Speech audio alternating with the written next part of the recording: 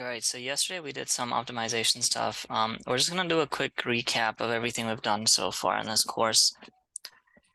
And most of it is not that difficult. Optimization can be, but finding the derivative is what it ultimately is.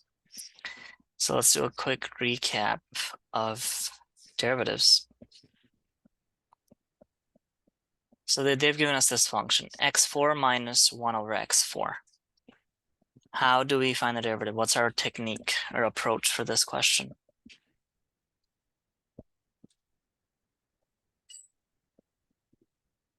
Any ideas?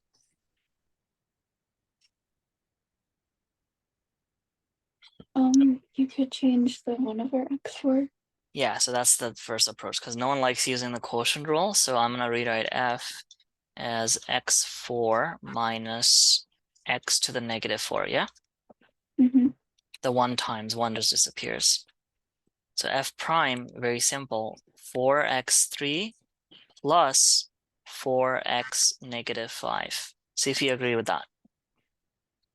Because you need to subtract 1, right? So negative 4 minus 1 is negative 5. And when you pull this negative 4 in the front, you get a positive 4. What about f double prime? What is that?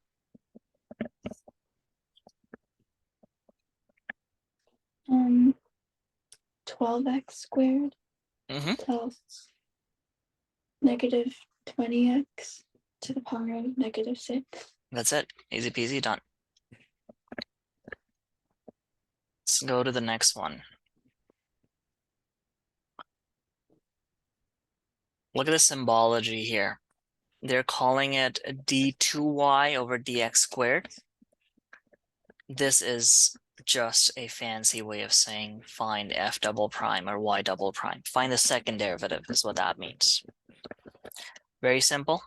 Y prime, or if we want that notation, I can show you how to do it in that notation. So we're taking the derivative d, we're taking the derivative of y with respect to the derivative of x. So we're deriving y in terms of x. Nothing changes really. So this is 9x8 minus 21x squared. 2 goes to Narnia. See you later. And then that's the first derivative. Second derivative, d squared y over dx squared. Third derivative, 3 cubed y over 3x cubed. Like that. But we don't have to go to the third level. We just have to go to the second level. What's 9 times 8? 72. So 72x7 minus 42x, and we are done. Final answer. Pretty simple.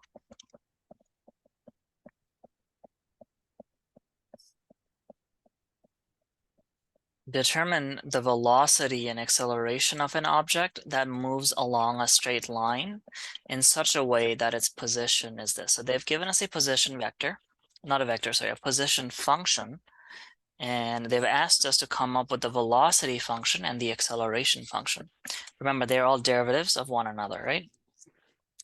So velocity function is the first derivative of the position function. So what would be the derivative of this?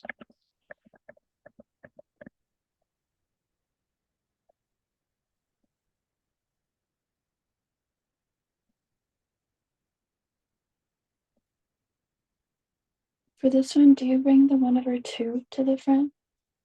So you want to do it one term at a time. So the plus there means you have two terms. So you want to do with this one. This one's easy. 2t, okay? Second one, you bring the 1 over 2 front. Yes. Leave everything as it is. Take 1 away. So it'll be negative 1/2. And then you also have to multiply the chain rule component, which is the derivative of inside the bracket. What's the derivative of the bracket? 2. 2. So that's our first function. Let's clean this up, make our lives easier. This and this cancels out. So we have 2t plus 2t minus 3 to the negative 1 over 2. So that's our velocity function. Our acceleration function is simply the derivative of the velocity function, which is also the second derivative of the position function. So what's the derivative of this?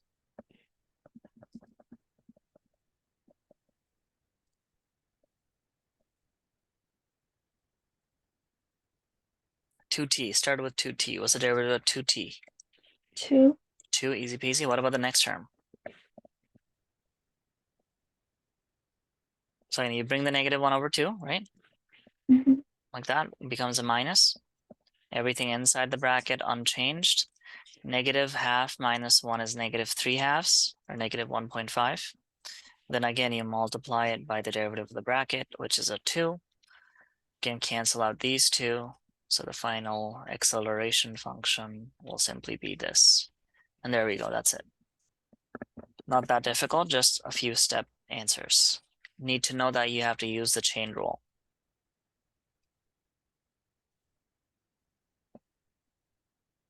I'm gonna skip 4, it's the same question.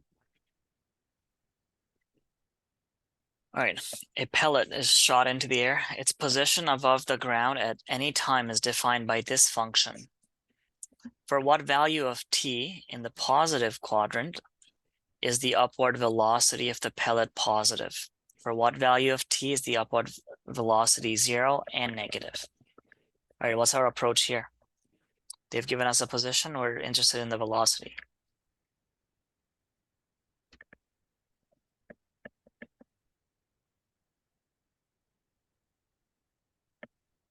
How do we get velocity from position?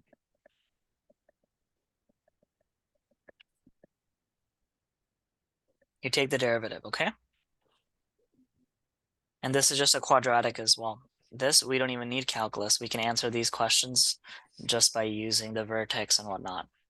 But let's use calc. So velocity is a derivative of the position function. So what's the derivative of this?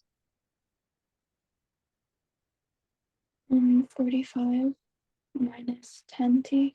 Minus 10t. So that's our derivative function. So we want it to be positive.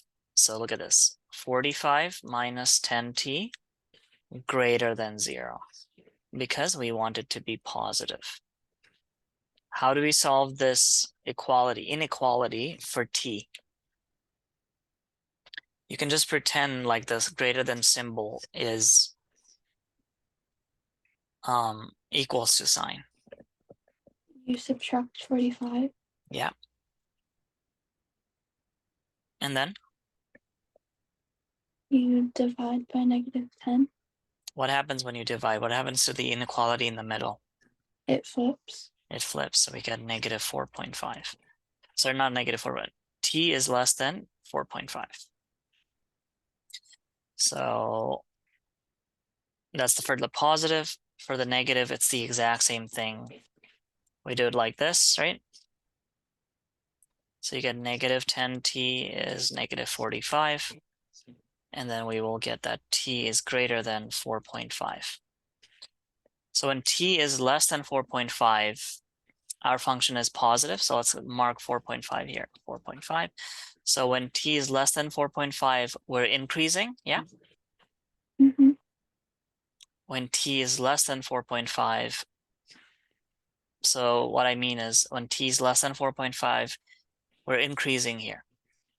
From 0, because our domain, it says greater than equal to 0. From 0 to 4.5, our function is increasing. And from 4.5 onwards, our function is decreasing. That means at 4.5, there must be a turning point. You can also set this equal to 0 to see it. At t equals 4.5, the derivative is 0. That means there's going to be a turning point. So to graph this, it'll look something like this. And that's it. Okay? Mm-hmm. Determine the maximum and minimum. All right, so let's just do it for one of these. So our goal is to find the maximum and the minimum within this interval. How do we find the turning points?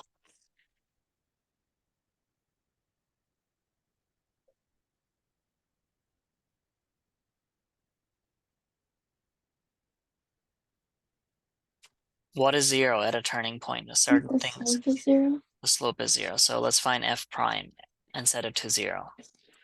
So this becomes 12 minus 3x squared is equal to 0. 3x squared is 12, or negative 3x squared is negative 12. X squared is 4. If x squared is 4, what's x?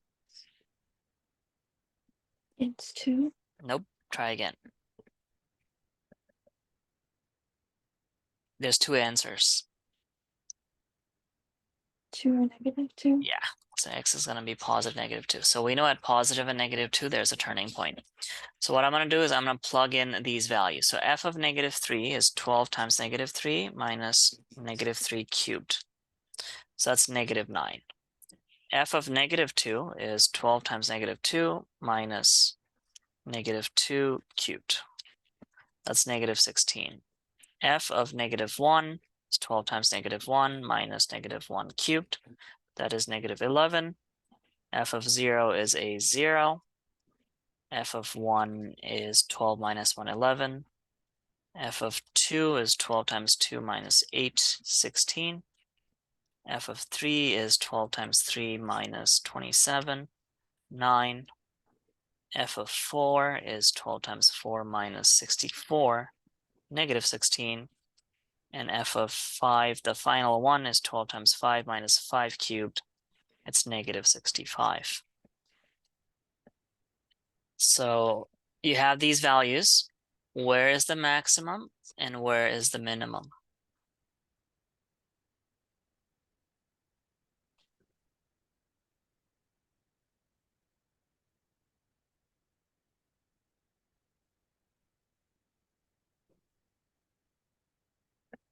The maximum is 16. Yep, so at 216, this is our maximum. What about our minimum? Negative 65. Yeah, so that's going to be our minimum. And that's the answer.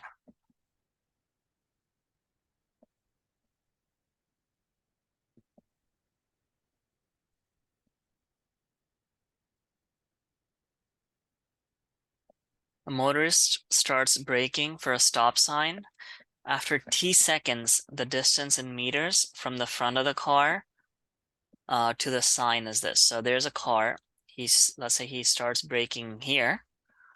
There's a stop sign right here. It says stop. And what is this? And the distance with respect to time from here to here is modeled by this equation. Part A, how far was the front of the car from the sign when the driver started braking? So remember, this function, okay, this function models the distance from here to here. Okay, we don't know what it looks like, but it's a quadratic that opens down. Could look something like this. Question's asking us, what's this initial distance? How do we get the initial distance? What do we need to find?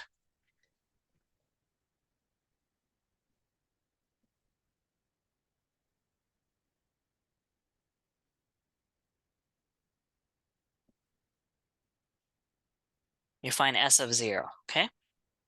Mhm. What's s of 0?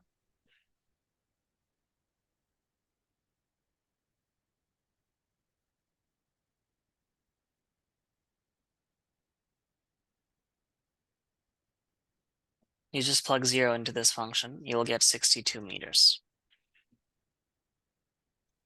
Cool? Mhm. So he is 62 meters from the stop sign.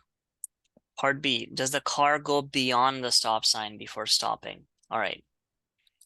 What is 0? When a car comes to a stop, what is 0?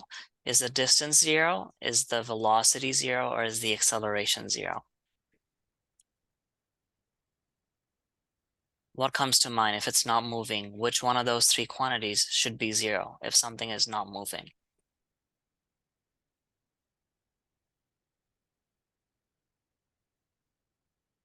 It'll be the velocity, okay? Mhm. Velocity 0.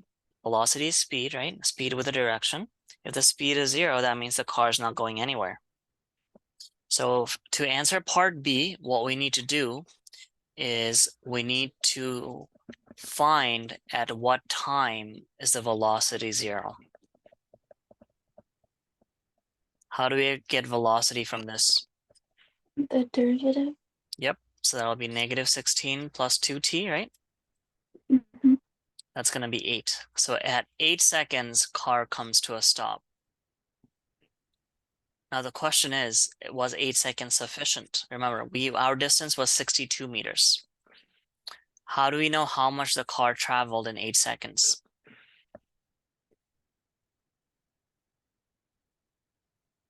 You're given a position function, right? What happens if you find S of 8, sorry. Let's find S of 8. So we know the car comes to a stop after 8 seconds.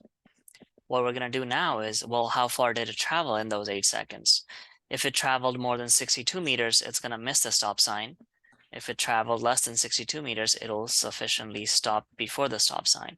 So we just need to find S of 8. So just plug 8 as t into the main equation up there. So 62 minus 16 times 8 plus 8 squared. So I got -2.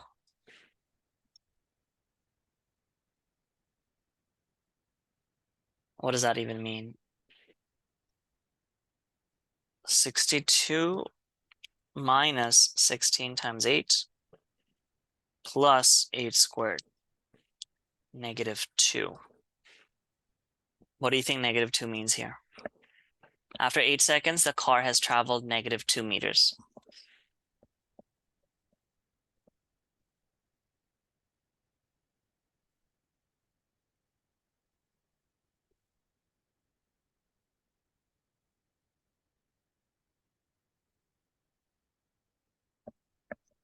I was expecting a number like 60, but that's not doing it. So let's graph this function actually. So I'm gonna use Desmos. We can graph it using the quadratic formula.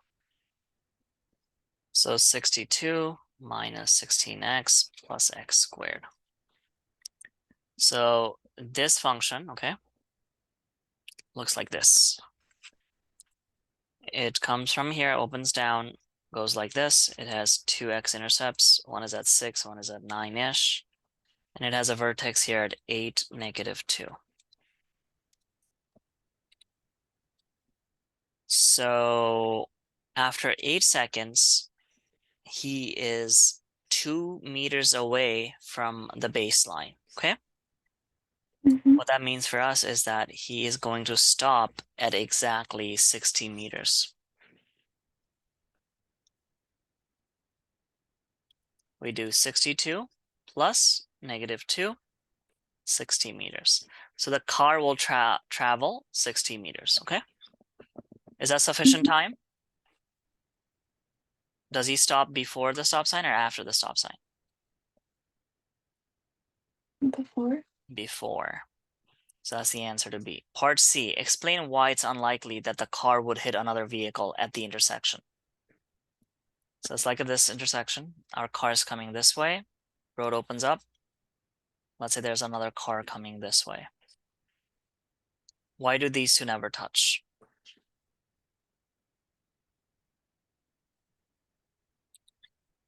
Well, because this car comes to a stop full 2 meters before the intersection, yeah?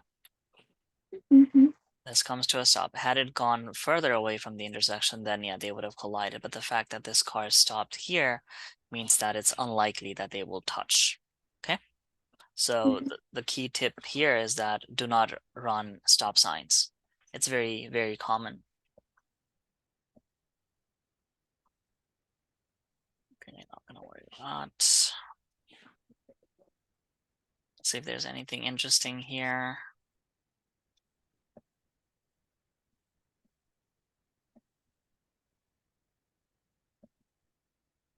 Okay, let's try this one. An animal breeder wishes to create 5 adjacent rectangular pens.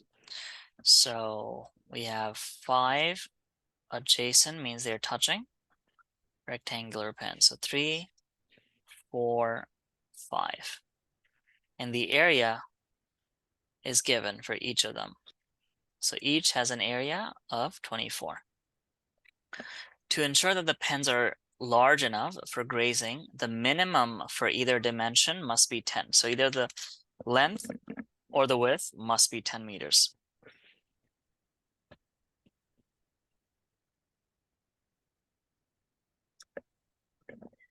Find the dimensions required for the pens to keep the amount of fencing used to a minimum. All right. Any ideas on how to approach this one? It's a perimeter area question, basically. That's what it is. So let me say this is L.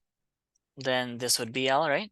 L, Mm-hmm. L, L, L. Let's say this is W, W, W, W, W, W. Same thing down here. W, W, W, W, W. All right.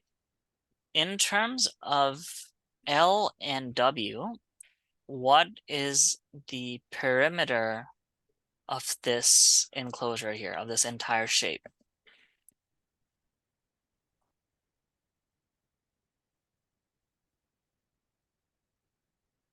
Six L plus 12W. 10W,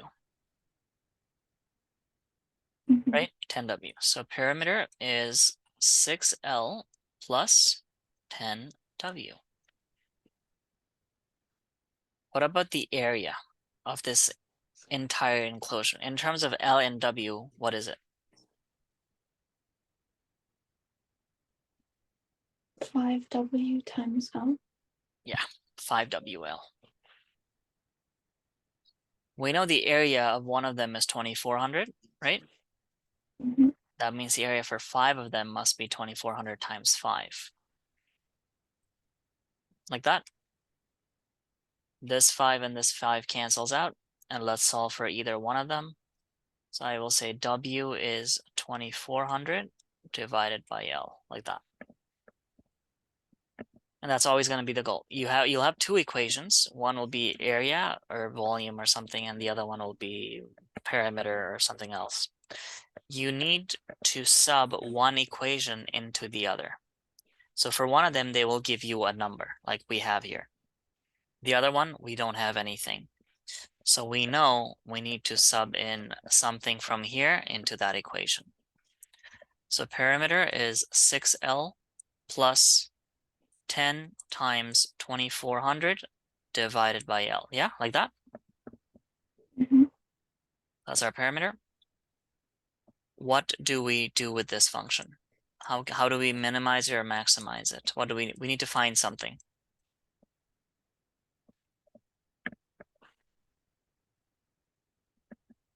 I want to make my life easier, right? This is L minus 1.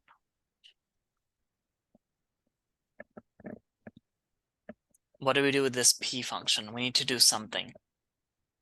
I'll give you a hint. We're looking for turning points.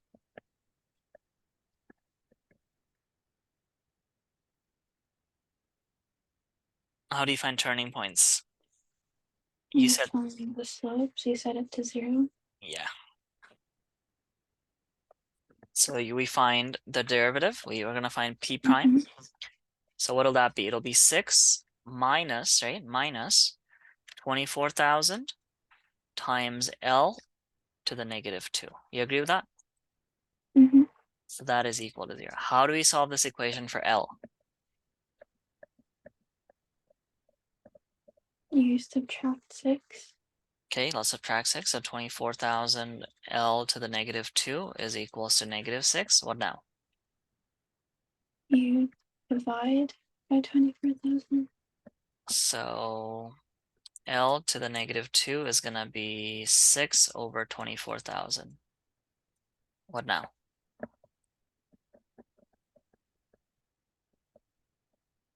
We need to get rid of that minus 2. You square root. So no, because it's a negative root right now. You can't take a negative square root. What we do is we do some algebra. Let's throw this into the denominator. 1 over L squared is equals to 6 over 24,000. Yeah? Mm-hmm. Cross multiply. 24,000 is equals to 6L squared.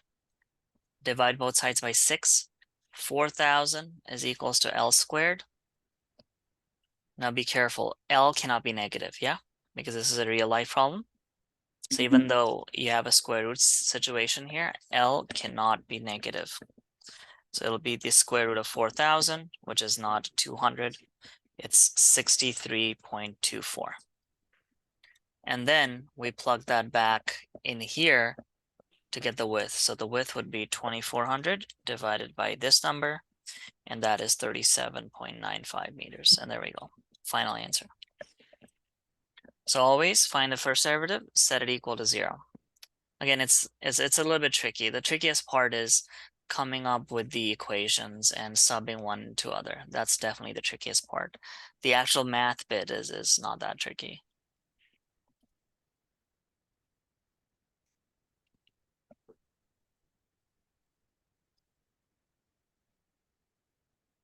You're given a piece of sheet metal that is twice as long as it's wide. Okay, so let's say this is your metal sheet. If its width is W, what's gonna be its length in terms of W? 2W. 2W. And we know the area, it's 800. Find the dimensions of the rectangular box that would contain a maximum volume if it were constructed from this piece of metal by cutting out squares of equal area on all four corners. All right, so what we're doing is we cut this, we cut this, we cut this, and we cut this. And these are all squares. Let's call all the side lengths are x's, okay? Mm-hmm. X's.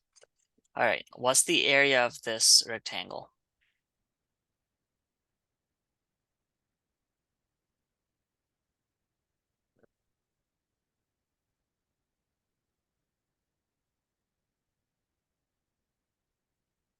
It's 800, but what is it in terms of the 2W and the W?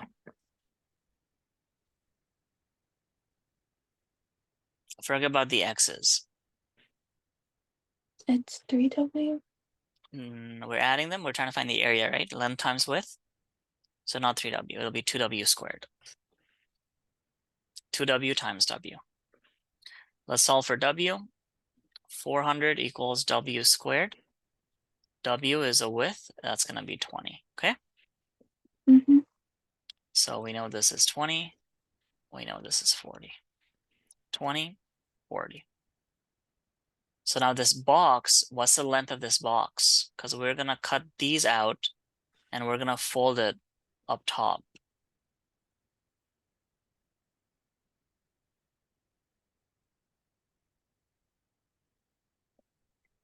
What's the length from here to here?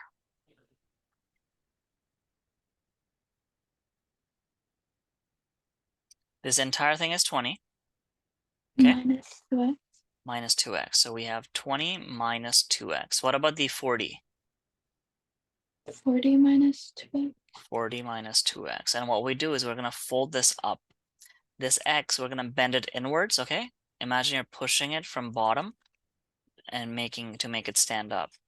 This is going to be our height. This is going to be our open box height. So that is going to be x.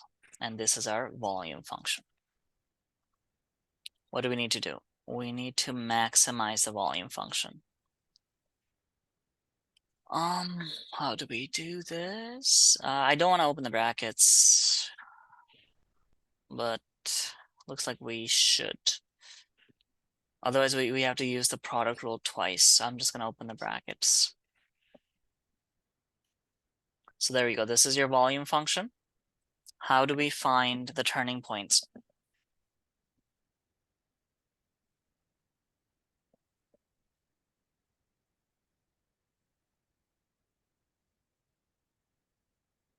You need to set it equal to 0. You need to set what equal to 0?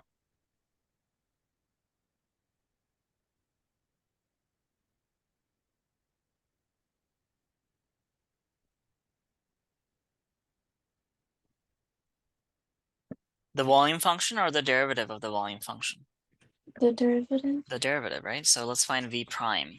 You have to use the product rule here. So remember, f prime g plus f g prime. So this is your f, this is your g. What's f prime? -2. -2. And then we multiply the OG function as it is, plus f as it is. Then we multiply the derivative of this. What's the derivative of that function? 40 minus 4x. Yes. Like that, and then we set this to 0, okay? Mm-hmm. Oh my god, this is gonna be terrible. All right, so this is basically an algebra check question. We have to open the brackets, I think, to solve this. Let's open the brackets. So -2 times 40x, -80x, plus 4x squared, plus. Now we have these two, we have to FOIL it as such. 20 times 40 is 800, minus 20 times 4x is 80x, minus 40 times 2 is 80x, plus 8x squared equals 0, like that. Let's combine the like terms. 12x squared minus 240x plus 800 equals 0, okay? If you can pull something out, always pull something out. Let me see if we can pull a 12 out. 800 divided by 12, 800. It does not go into 12. All right, I'm going to use the quadratic formula. X is equal to minus b. You know the quadratic formula by heart? It's this one.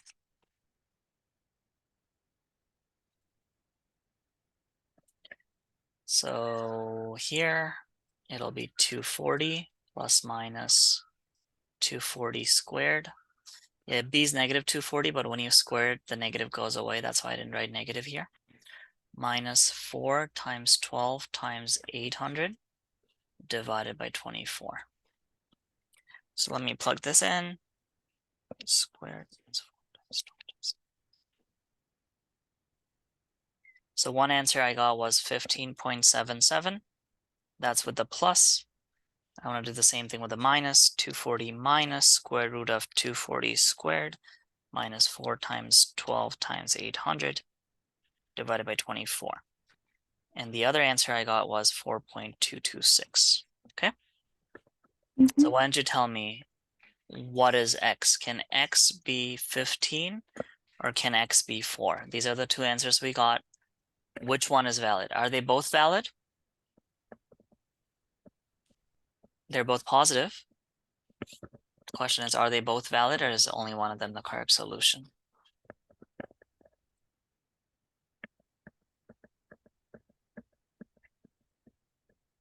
Can x be 15, I think, is the big question. Can x be 15?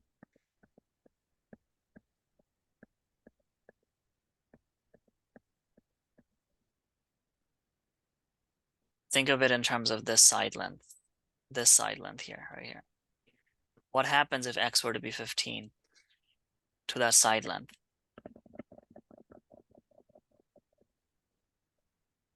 You'll get a negative number because that side length is 20 minus 2x, right? Mm-hmm. If x were to be 15, you do 20 minus 30 and you get a negative 10. So that side length is negative 10. Is that possible? No. So x cannot be 15. So there's only one true answer. X is 4. So that's something you have to check sometimes. Even though you get positive numbers that make sense, plug it back in to see if all the dimensions make sense. 4 is the only correct answer for this question. It was not 4, it was 4 point something, 4.226. Did that question make sense? It did.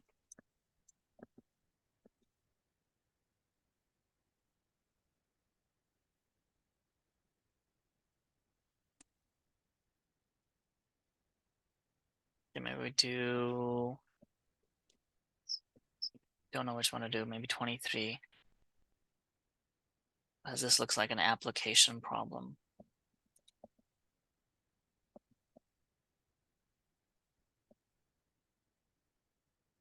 All right, that is not for this. Okay. So there's a rectangular rose garden that will be surrounded by a brick wall on 3 sides. So let's say this is the garden. We're gonna put bricks. So we'll say that's brick, and that's brick. And this one, we're gonna say it's the fence. So this is brick, brick, brick. The area of the garden will be 1,000. All right. The cost of the brick wall is 192 meters. Sorry, $192 per meter, and the cost of the fencing is $48 per meter. Find the dimensions of the garden so that the cost of the materials would be as low as possible. So we need to minimize the cost.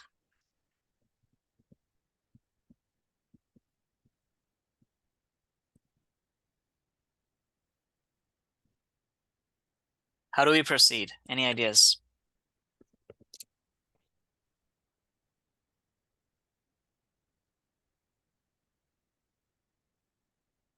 Let's label some things. I'm gonna call this width, okay? Width. And then we need, what do I call this? Let's say rectangle. We can call this length. We can call this length. What's the perimeter of the brick wall? It's 2W plus L. I'm gonna call this something else. So we don't confuse the letters. Let's call this F. So that's the length of the fence. So the perimeter of the fence is F, right? Mm-hmm.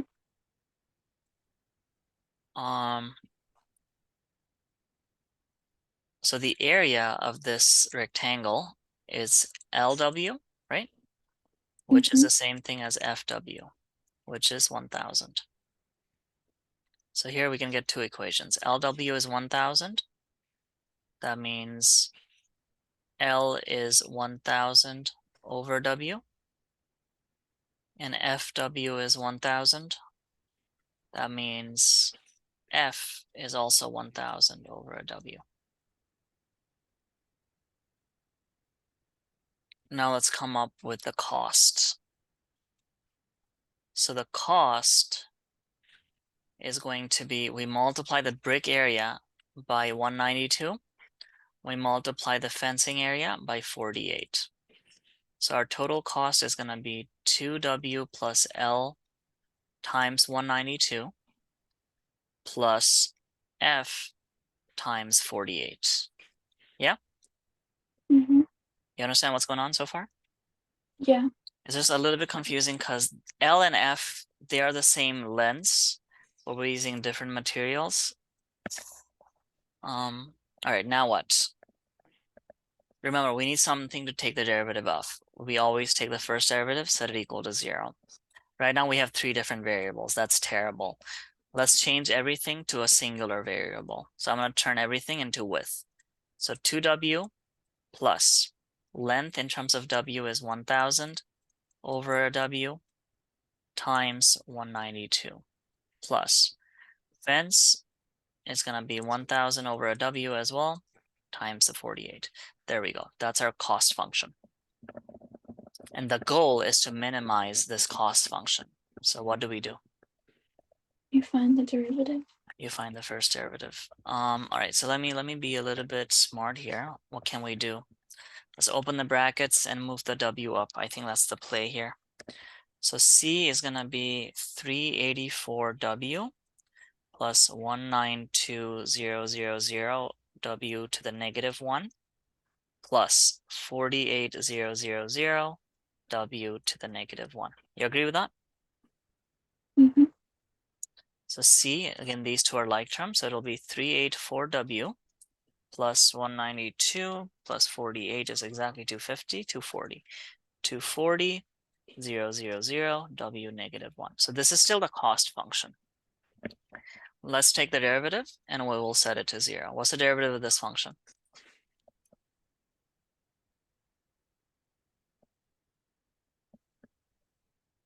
384 minus 240. What's the new power of W? -2. Negative 2. So we set this equal to 0, like that. And then 384 is equals to 240,000 over W squared. Yeah, remember -2 means it's over. Cross multiply, W squared is going to be 240,000 divided by 384. And W is going to be the square root. Again, it cannot be negative because we're talking about a real life dimension.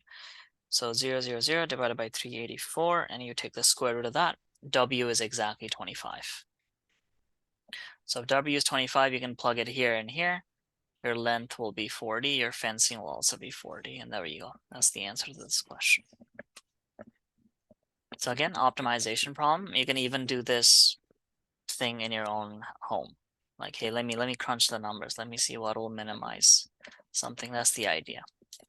In its essence, it's not that difficult because all we did was we found the perimeter, we found an area, and then we did a little bit of a substitution, took the first derivative.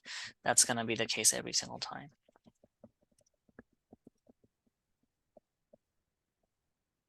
Now let's try this one. This one comes with a diagram.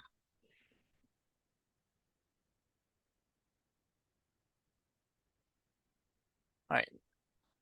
The printed area of a page in a book will be 81 centimeters squared. The margins at the top and the bottom of the page will be 3 centimeters deep. So what is 81? The green area or the entire thing? The green. The green.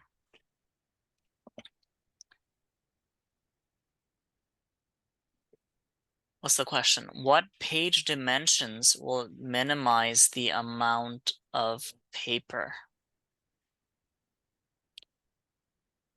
So we need to minimize what, area or perimeter when it says the amount of paper?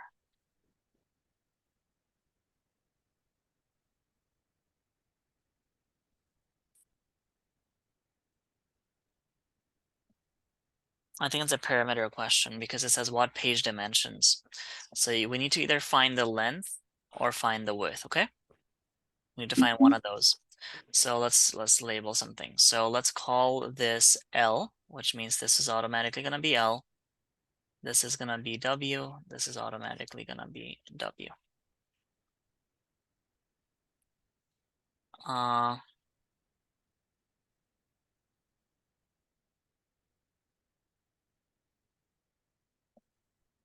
What is the area of the shaded region? It's 81, but what is it in? It's LW, right? So then we have L is equals to 81 over W. Now let's talk about the perimeter. When I'm talking about the perimeter, I think we're talking about this entire thing. What is the perimeter here?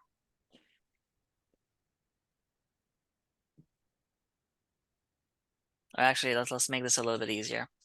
This is L, right? This is L. This is 2. This is 2. What's the big length here? What is? Plus 4. It's L plus 4. So L plus 4 plus or times 2, right? For the upper. Plus, what about these sides? W plus 6 times 2. W plus 6 times 2 is good. So W plus 6 times 2. Let's open this up. 2L plus 8 plus 2W plus 12. Let's do a substitution. 2 times 81 over W plus 8 plus 2W plus 12. So that's our perimeter. And we need to minimize the dimension of the width. So these two are like terms. So 12 plus 8 is 20. So plus 20 plus 2W. Okay, like that. This is 162 over W plus 20 plus 2W equals perimeter. Still the perimeter equation. We can move this W up there actually to make it easier to take the derivative. So it'll be 162 W to the -1, like that. What's the derivative of this function?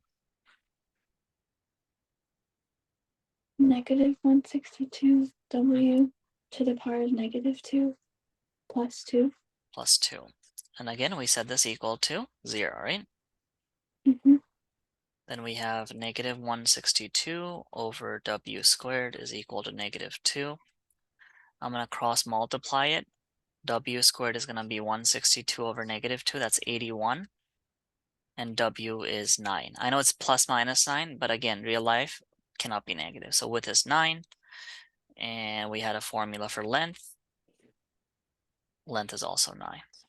So that rectangle being a squared will actually minimize the page dimensions. And that's the final answer. Does that make sense? Yeah. This is the same idea, right? You have two equations. You'll always have two equations. Later on, maybe at a higher level, you'll have more than two. But two equations, you sub one into the other, find the first derivative, set it equal to 0. That is it. That's the entire question. That's the entire optimization in a nutshell.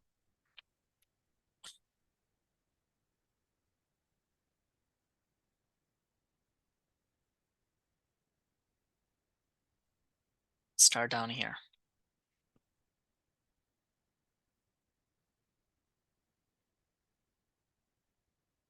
Okay, so the landlord of a 50-unit apartment building is planning to increase the rent. Because why not? Currently, residents pay $8.50 per month and all the units are occupied. Okay, so think of it this way. Units, rent, revenue for the landlord. So we're gonna do currently. How many units are there currently? 50. 50. They're all paying $850, right? Mm-hmm. So the current revenue is gonna be $850 times 50. That's 42,500. So that's the current revenue. A real estate agency advises that for every $100 increase, that the rent will result in 10 vacant units. So what that means is if you have 850, right, plus 1 times 100, how many less units do we have? 50 minus 1 times 10, like that. If it's 850 plus 2 times 100, then how many people do we lose? 2 times 10, we lose 20 people, yeah? So this is when you increase it once. Let's say you increase one increment, $100, that, twice this. What if we increase it X number of times? How many units do we have then?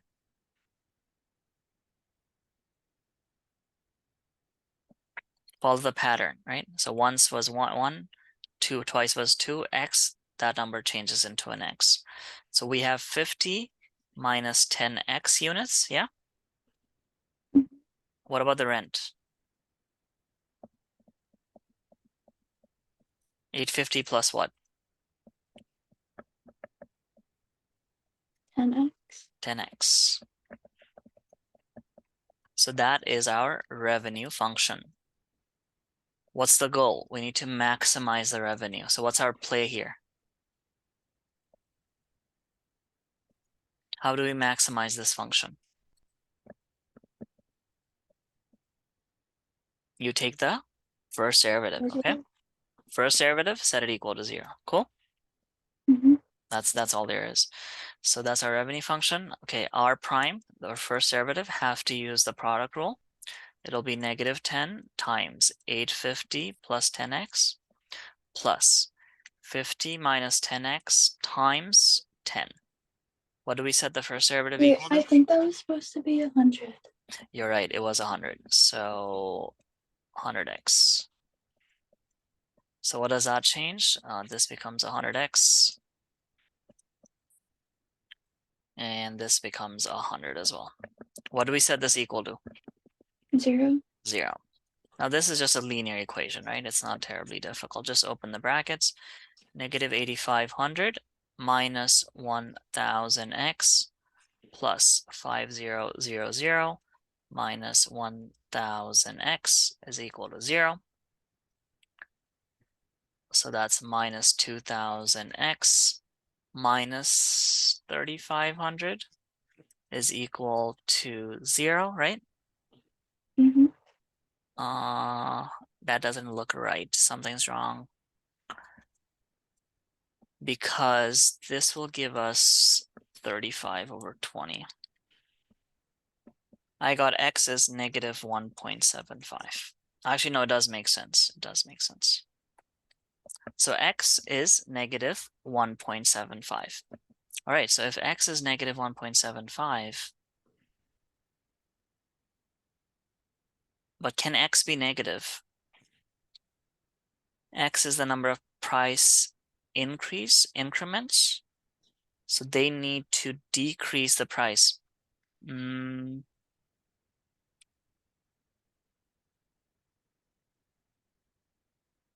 Something is wrong here. Let me just see where the turning point is on Desmos, because this number I don't think should be negative. It does make sense to me that it's negative, but the issue is if this is negative, when we put that negative number in here, right? For the number of units, yeah, we get more than 50 units, which is not possible. So let me just double check this answer. So 50 minus 10x, and then 850 plus 100x. Okay, we're looking for the turning point for this quadratic. This is a quadratic as well. Nope, Desmos ain't helping. Okay, actually, no, I got it. Oh my god, it's all the way up there.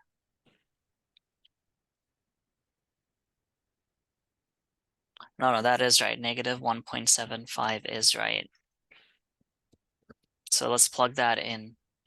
Well, according to this equation anyways, 50 minus 10x, that's good. 850 plus 100x, that's good as well. Yeah, unless this was supposed to be one less unit, I think. This should have been one. I don't know. Let me plug the numbers in and we'll see. So 50 plus 10 times 1.75 becomes a plus because that's negative, and then 850 minus 100 times 1.75. So you plug that in, that'll give us a revenue of 45,562.5, which is more than what he started off with, right? So I think there's an issue with this question because the number of units has gone up, right? So that's an issue here. So they need to build more units, which I don't think is a good recommendation to the landlord.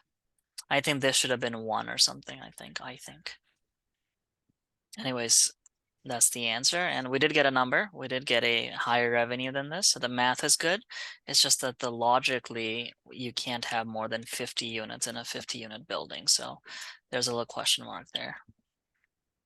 But the math is good. Yeah, I got 1.75. All right, let's call it there for today and for optimization stuff as well. Next week we'll do something different. Okay, thank you. See ya.